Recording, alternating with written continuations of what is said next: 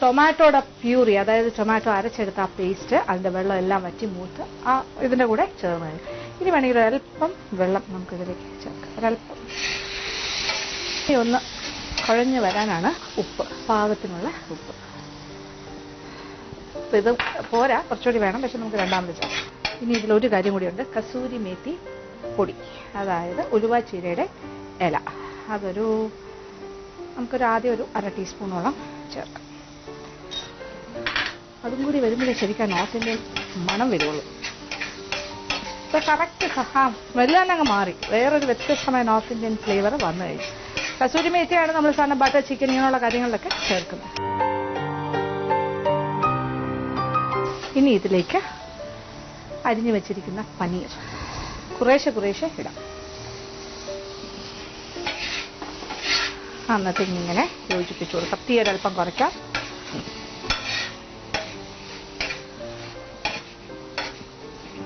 ഇപ്പൊ ഗ്രേവിക്ക് അനുസരിച്ചിട്ട് ഇങ്ങനെ നമ്മൾ പനീർ ചേർത്ത് കൊടുക്കുകയാണ്. ഗ്രേവി പൊതിഞ്ഞിരിക്കുന്ന ഒരു ഭാഗമാണ് വേണ്ടത്. ഇതിന്റെ കൂടെ കിടന്ന് ഇങ്ങനെ ഇളക്കി വരുമ്പോൾ പനീർ ഒന്ന് ചുരുങ്ങും. കുറച്ച്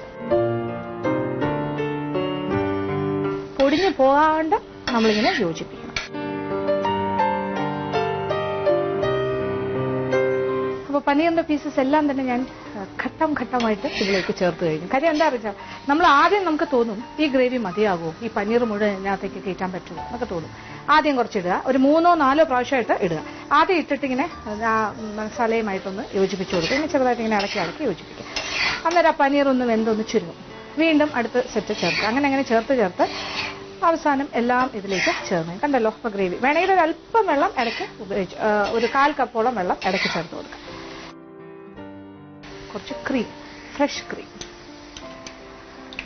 പാലിന്റെ ക്രീമാണ്. അതായത് പാല് കാച്ചിയിട്ടോ അല്ലെങ്കിൽ കാച്ചാണ്ട് പച്ചപ്പാല് ഫ്രിഡ്ജിന്റെ താഴത്ത് തട്ടി വെക്കുക. മുകളിൽ ഒരു ലെയർ ഇങ്ങനെ കട്ടിയായിട്ട് വരും, അതാണ് ഫ്രഷ് ക്രീം. അതല്ലെങ്കിൽ പാക്കറ്റിൽ വാങ്ങാനും കിട്ടും. 2 ടേബിൾ സ്പൂൺ ഫ്രഷ് ക്രീം. ഇതിന് അല്പം ഉപ്പും കൂടി ചേർക്കാം. കുറച്ച് ഉപ്പല്ലേ നമ്മൾ ചേർത്തിട്ടുള്ളൂ.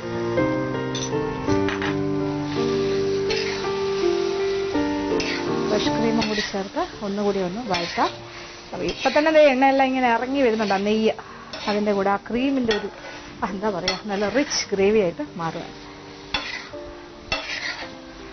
ഇനി കുറച്ച് മല്ലിയില,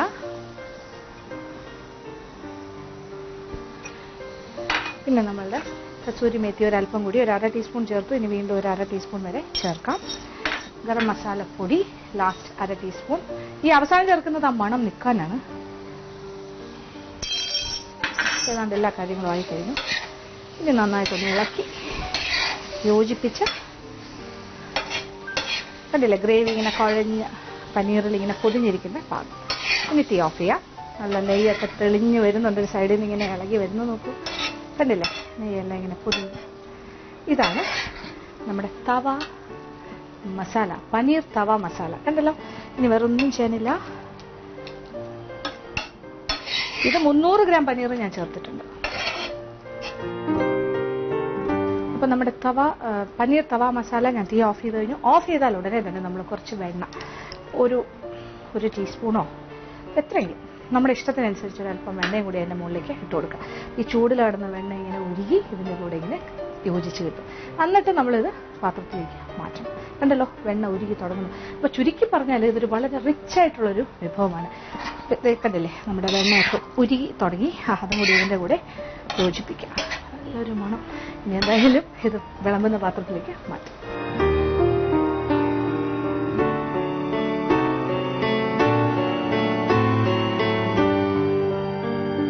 അങ്ങനെ നമ്മുടെ പനീർ തവ മസാല ഞാനൊരു പ്ലേറ്റിലേക്ക് മാറ്റിക്കഴിഞ്ഞു. ഇനി ഒരു അല്പം അലങ്കാരമാവാം അല്ലേ. അതായത് കുറച്ച് മല്ലിയില അരിഞ്ഞത്, ഏറ്റവും മിനിമം അലങ്കാരം മതി. ഒരു കോൺട്രാസ്റ്റ്, പച്ച നിറം എന്ന് പറയുമ്പോൾ ആ ഓറഞ്ച് റെഡ് കളറിന് നല്ല കോൺട്രാസ്റ്റ് ആണ്. ഇനി ഇതിന്റെ മുകളിലായിട്ട് ഒരല്പം ഫ്രഷ് ക്രീം.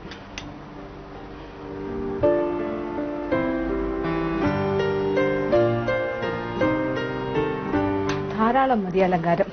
ഇത്രയും പോരെ. അപ്പോൾ ഇതാണ് നമ്മളുടെ നോർത്ത് ഇന്ത്യൻ സ്റ്റൈലിലെ പനീർ തവ മസാല.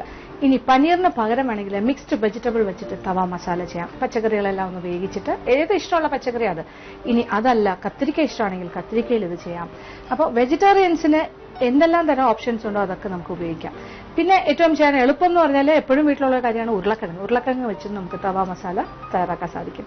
ഇതിന്റെ കോമ്പിനേഷൻ എന്ന് പറഞ്ഞാൽ ചപ്പാത്തി, ബട്ടർ നാൻ അല്ലെങ്കിൽ പ്ലെയിൻ നാൻ, റോട്ടി ഇങ്ങനെയുള്ള കാര്യമായിരിക്കും ഏറ്റവും നല്ല. പിന്നെ plain rice, ghee rice, pulao എന്ത് വേണമെങ്കിലും ഏത് തരം റൈസിന്റെ കൂടെയും കഴിക്കാം. അപ്പൊ ചോയ്സ് നിങ്ങളുടെയാണ് ഏതിന്റെ കൂടെ കഴിക്കണം എന്നുള്ളത്. എന്തായാലും തയ്യാറാക്കുക. വീട്ടിൽ തന്നെ വളരെ രസകരമായിട്ട് നല്ല സ്വാദോടുകൂടി നമുക്ക് പനീർ തവ മസാല തയ്യാറാക്കാം. എല്ലാവർക്കും ഇഷ്ടം.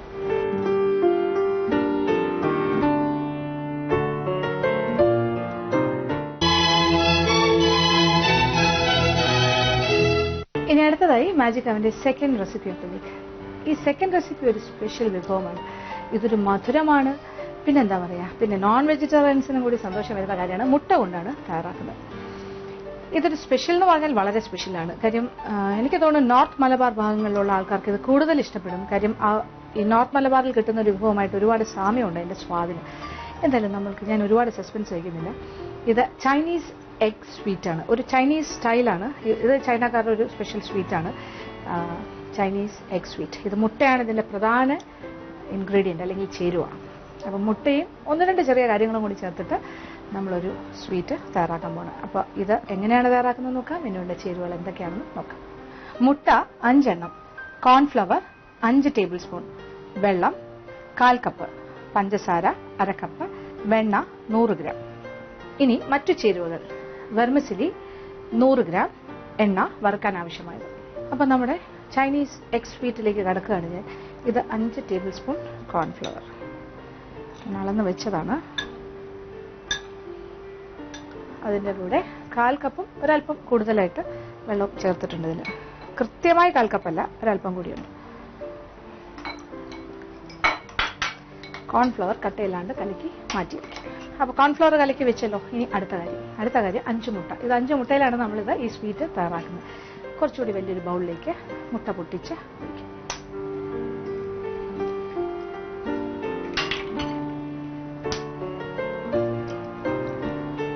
അങ്ങനെ 5 മുട്ടയും പൊട്ടിച്ച് കഴിയാറായി.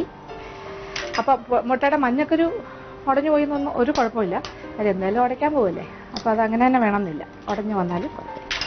അപ്പൊ 5 മുട്ട നമ്മൾ നന്നായിട്ടൊന്ന് ബീറ്റ് ചെയ്യുന്നു. ഒരുപാട് പതപ്പിക്കേണ്ട ആവശ്യമില്ല, എഗ് ബീറ്ററൊന്നും ആവശ്യമില്ല. വെറുതെ ഫോർക്കോ അല്ലെങ്കിൽ ഒരു സ്പൂണോ കൊണ്ടിങ്ങനെ ബീറ്റ് ചെയ്യാം. എന്നിട്ട് അതിലേക്ക് 1/2 കപ്പ് പഞ്ചസാര,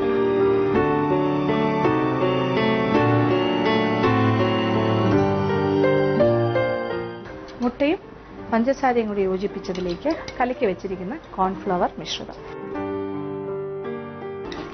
പഞ്ചസാരയും കൂടി ഇതിന്റെ കൂടെ നന്നായിട്ടൊന്ന് യോജിപ്പിക്കാം മുട്ടയുടെ കൂടെ. അപ്പൊ ഇത്രയും കാര്യം മാത്രമേ ഉള്ളൂ. വളരെ സിമ്പിൾ.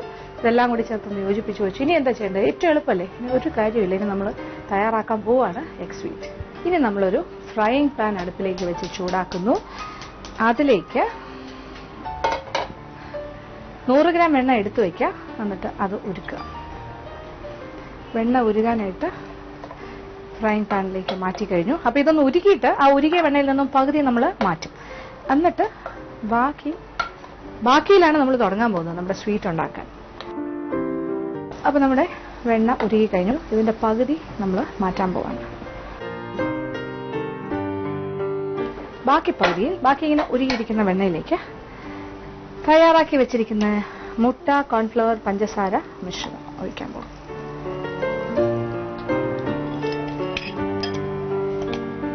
ഇനി ഇത് കുറേശ്ശെ കട്ടിയായി തുടങ്ങും. അപ്പൊ നമ്മളിങ്ങനെ ഇളക്കി കൊടുക്കണം.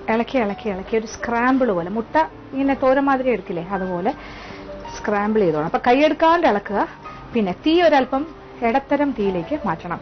ലോ ഫ്ലെയിമോ അല്ല, ഹൈ ഫ്ലെയിമോ അല്ല, ഒരു മോഡറേറ്റ് ഫ്ലെയിം അതിലേക്ക് മാറ്റണം.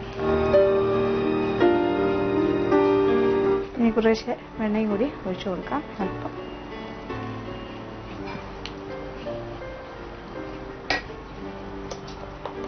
കട്ടയായി വരുന്ന നോക്കൂ.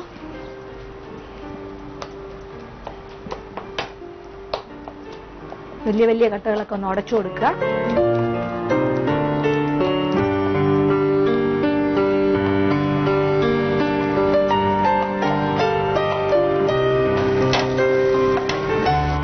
മുട്ട എങ്ങനെയുണ്ടെന്ന് നോക്കൂ. സ്ക്രാമ്പിൾഡായി ഇപ്പോൾ ഒരു ഗോൾഡൻ ബ്രൗൺ കളർ ആയിക്കൊണ്ടിരിക്കുന്നു. ഇപ്പൊ സോഫ്റ്റ് തന്നെയാണ്, പക്ഷെ ഇത് തണുക്കുമ്പോൾ കുറച്ചുകൂടി ഒന്ന് ഡ്രൈ ആയി കിട്ടും. ഇപ്പൊ നല്ല ഡ്രൈ ആയി.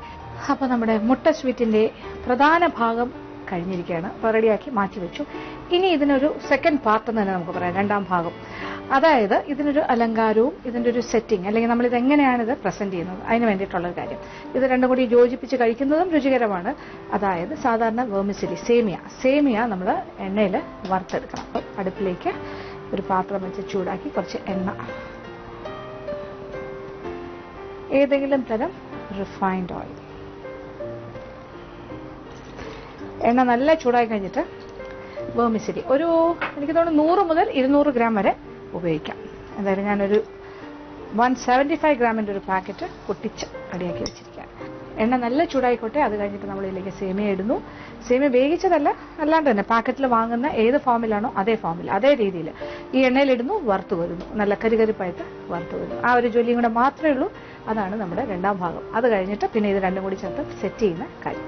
എണ്ണ നല്ല ചൂടായി കഴിഞ്ഞു. ഇനി ഇതിലേക്ക് വെർമിസിലി, ഇത് ബ്രോക്കൺ വെർമിസിലിയാണ്, അല്ല നീളത്തിലുള്ള പാക്കറ്റിൽ സ്ട്രെയിറ്റ് ആയിട്ട് നീളത്തിലുള്ള ഷേപ്പിലെ വെർമിസിലിയാണെങ്കിൽ മുറിച്ചിടുക.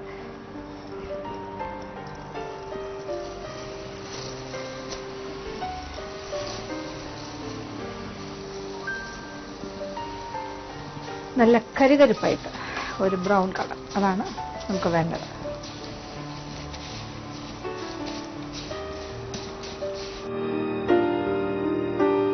അപ്പോൾ വെർമിസിലി മൂത്ത് കഴിഞ്ഞു. അത് നമ്മൾ എണ്ണയിൽ നിന്നും മാറ്റാൻ പോവാം.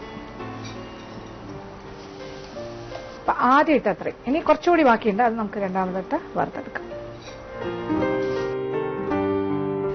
അങ്ങനെ നമ്മുടെ ചൈനീസ് എഗ് സ്വീറ്റ് ഇവിടെ റെഡി ആയി കഴിഞ്ഞു. അപ്പൊ അതിന്റെ ഒരു അലങ്കാരത്തിന് വേണ്ട കാര്യങ്ങളൊക്കെ ആയി കഴിഞ്ഞു. ഇനി ആദ്യം നമ്മൾ ചെയ്യാൻ പോകുന്നത് എങ്ങനെയാണ് ഇത് പ്രസന്റ് ചെയ്യുന്നത്, എങ്ങനെയാണ് ഇത് വിളമ്പുന്നത്. ആദ്യം ഒരു പാത്രം എടുക്കുക, അതിലേക്ക് വറുത്ത് വെച്ചിരിക്കുന്ന വെർമിസിലി. കിളിക്കൂട് പോലെ തോന്നുന്നുണ്ടോ? കിളികളിങ്ങനെ ചെറിയ ചെറിയ ശിഖരങ്ങൾ കൊണ്ട്, ചെറിയ കമ്പില്ലേ, ചുള്ളിക്കമ്പ് കൊണ്ടല്ലേ കൂടുണ്ടാക്കുന്നത്, ഏതാണ്ട് അതുമാതിരി. അങ്ങനെയുള്ള ചില പലഹാരങ്ങളില്ലേ, ബേർഡ്സ് നെസ്റ്റ് എന്നൊക്കെ പറഞ്ഞ്, അതുപോലെ അതിന്റെ ഔട്ടർ കവറിങ്. എപ്പോഴും നമ്മൾ സേമിയ വെച്ച് കോട്ട് ചെയ്തിട്ട് ചില പലഹാരങ്ങൾ വറുത്തെടുക്കുമ്പോൾ അതിന്റെ ഔട്ടർ കവറിങ് എങ്ങനെയിരിക്കും, ബേർഡ്സ് നെസ്റ്റ് പോലെ ഇരിക്കും. ഏതാണ്ട് അതേ മാതൃകയാണിത്. തയ്യാറാക്കി വെച്ചിരിക്കുന്ന ഈ എഗ് സ്വീറ്റ്. അങ്ങനെ നമ്മൾ ഒരു കൂട് കൂട്ടി അതിനകത്ത് മുട്ടയിട്ട് വെച്ചിരിക്കുന്നില്ല എന്നേ ഉള്ളൂ, മുട്ട കൊണ്ടൊരു പലഹാരം ഉണ്ടാക്കി വെച്ചിരിക്കുകയാണ്, കണ്ടല്ലോ. അപ്പോൾ ഒരു ബേർഡ്സ് നെസ്റ്റ് പോലൊരു കാര്യം, അതിനകത്ത് എഗ് സ്വീറ്റ്. ഇതാണ് അതിന്റെ ഒരു പ്രസന്റേഷന്റെ രീതി. പിന്നെ ഇത് നല്ല ഡ്രൈ ആക്കി, നല്ല എന്താ പറയുക, ഗോൾഡൻ ബ്രൗൺ ആക്കിയാണ് ഞാൻ ഈ മുട്ട സ്വീറ്റിനെ ഉണ്ടാക്കിയിരിക്കുന്നത്. ഇത്രത്തോളം ഡ്രൈ ആകണ്ട, കുറച്ചുകൂടി സോഫ്റ്റർ ആയിട്ടുള്ള ടെക്സ്ചറാണ് ഇഷ്ടം എന്നുണ്ടെങ്കിൽ ഇത്രയും വഴറ്റി ഡ്രൈ ആക്കണം എന്നില്ല. കുറച്ചുകൂടി നേരത്തെ ആണെങ്കിൽ ഇച്ചിരി കൂടെ സോഫ്റ്റ് ആണ്, കുറച്ചുകൂടി പഞ്ഞു പോലെ ഇരിക്കും. അപ്പൊ ഈ എഗ് സ്വീറ്റ് ഇങ്ങനെ വിളമ്പാന്ന് ഞാൻ പറഞ്ഞല്ലോ. അപ്പൊ ഈ രീതിയിൽ നല്ല ഭംഗിയായിട്ട് പ്രസന്റ് ചെയ്യാം, നല്ല രസമാണ് കാണാൻ, അല്ലേ? ശരിക്കും ഒരു കിളിക്കൂട് പോലെ തന്നെ ഉണ്ട്.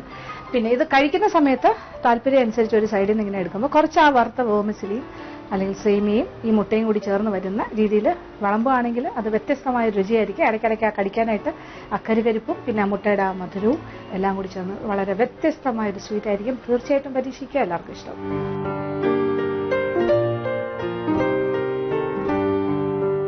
ഇന്നത്തെ എപ്പിസോഡിൽ കാണിച്ച 2 വിഭവങ്ങളും എല്ലാവർക്കും തന്നെ ഇഷ്ടപ്പെട്ട് കാണും എന്ന് വിചാരിക്കുന്നു. കാര്യം ആദ്യം കാണിച്ചത് നോർത്ത് ഇന്ത്യൻ ഒരു വിഭവമാണ്, പനീർ തവ മസാല. ഒരുപാട് വെജിറ്റേറിയൻസിന് കാണാൻ ആഗ്രഹമുള്ളൊരു വിഭവമാണിത്. കാര്യം എനിക്ക് ഒരുപാട് ആൾക്കാർ ഒരുപാട് പേര് ഇങ്ങനെ പറയാറുണ്ട്, നോർത്ത് ഇന്ത്യൻ വിഭവങ്ങളൊക്കെ കൂടുതൽ കാണിക്കണം, പ്രത്യേകിച്ച് ഇങ്ങനത്തെ വിഭവങ്ങളൊക്കെ നമുക്ക് റെസ്റ്റോറൻറ്റ്സിൽ പോയി മാത്രം നമ്മൾ കഴിക്കുന്ന ചില കാര്യങ്ങൾ. അപ്പം ഇനി എന്തായാലും വീട്ടിൽ തയ്യാറാക്കി കഴിക്കാമല്ലോ. പിന്നെ രണ്ടാമത് കാണിച്ചത് വളരെ വ്യത്യസ്തമായൊരു സ്വീറ്റ്, ഒരു ചൈനീസ് എഗ് സ്വീറ്റ്, പക്ഷെ നമ്മുടെ രുചിക്കനുസരിച്ചിട്ട് ചെയ്യാൻ പറ്റിയൊരു കാര്യമാണ്. അപ്പോൾ നമ്മുടെ കേരളത്തിന്റെ തനതായ, നോർത്ത് കേരളയ്ക്ക് സ്വന്തമായിട്ടുള്ള വിഭവങ്ങളുടെ ഒരു ചെറിയ ഛായ. കാര്യം പഞ്ചസാരയും മുട്ടയും കോമ്പിനേഷൻ ആ ഭാഗത്താണ് കൂടുതൽ കാണുന്നത്. അപ്പോൾ ആ രീതിയിൽ നമുക്ക് ഉണ്ടാക്കിയെടുക്കാൻ പറ്റിയൊരു ഐറ്റമാണ്. തീർച്ചയായിട്ടും 2 വിഭവങ്ങളും പരീക്ഷിക്കുക, എല്ലാവർക്കും ഇഷ്ടം. ഇന്നത്തെ എപ്പിസോഡ് ഇവിടെ അവസാനിക്കുകയാണ്. വീണ്ടും പുതിയ വിഭവങ്ങളുമായി മാജിക് അവനിലൂടെ കാണാം.